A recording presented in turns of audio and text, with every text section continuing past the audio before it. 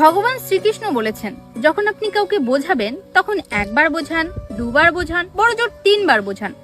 বারংবার বোঝানোর পরেও যখন কেউ আপনার কথা বুঝতে চাইছে না, বরং আপনার নামে উল্টোপাল্টা কথা বলছে, তখন তাকে তার কর্মের উপরেই ছেড়ে দিন।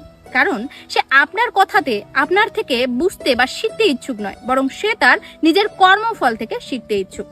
কুরুক্ষেত্রের যুদ্ধের পূর্বে ভগবান শ্রীকৃষ্ণ স্বয়ং দুর্যোধনের কাছে শান্তি দূত হিসেবে গিয়েছিলেন যেন এই যুদ্ধ না হয়, কিন্তু দুর্যোধন সেটা মানেনি, বরং ভগবান শ্রীকৃষ্ণকেই অপমান করে তাড়িয়ে দিয়েছিলেন। ফলশ্রুতিতে কি হয়েছে?